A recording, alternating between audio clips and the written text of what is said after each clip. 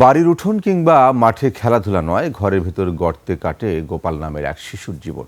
অর্থের অভাবে সন্তানের চিকিৎসা করাতে না পেরে মৌলভীবাজারের মুড়াইছড়া চা বাগানের চা শ্রমিক অনিল সাঁওতাল তার প্রতিবন্ধী শিশুকে দিচ্ছেন এমন অমানবিক সনাতন পদ্ধতিতে থেরাপি। মৌলভীবাজার প্রতিনিধি বিকুল চক্রবর্তী তথ্য ছবিতে ডেস্ক রিপোর্ট। গোপাল সাঁওতাল, বয়স ৩.৫, মুখ ভরা হাসি তার। সানবিট সব দিবে সামাল। সানবিট ম্যাজিক প্রেস ডিশওয়াশিং এর মাথা ঘোরানো সলিউশন।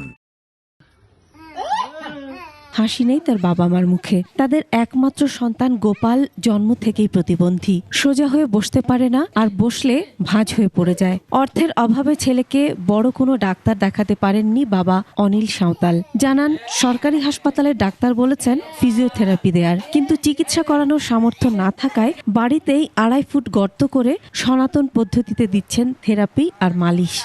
এখন আমি গরিব মানুষ, এখন গরিব মানুষ আমি কাহা যাবো, কে বলবো?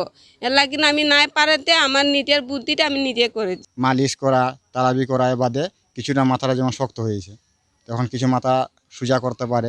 একটা রুজ দিয়ে আমরা পেটে দেখবো না, আমার বাচ্চার চিকিৎসা করাইমু, এর লাগে আমরা পারছি না গতিকে এটা আমরা কাজ করছি। চা শ্রমিক ইউনিয়নের নেতা পঙ্কজ কন্দ জানান, শুধু গোপাল নয়, চা বাগান এলাকায় শতকরা ১০ থেকে ১৫% শিশু প্রতিবন্ধিতা নিয়ে জন্মগ্রহণ করে। অর্থ আর সচেতনতার অভাবে তারা চিকিৎসা পায় না। আয়োডিন গ্রহণের অভাব আছে এবং অসচেতনতা আছে বিধায় মানে এইগুলো বেড়ে যাচ্ছে।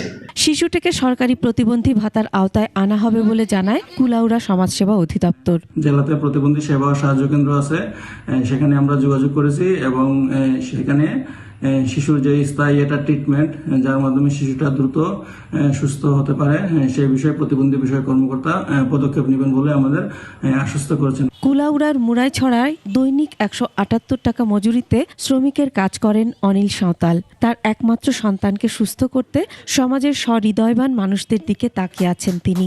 বিশ্বাস, তারা সবাই এগিয়ে এলে গোপাল একদিন নিশ্চয়ই দৌড়বে সারা উঠোনময়।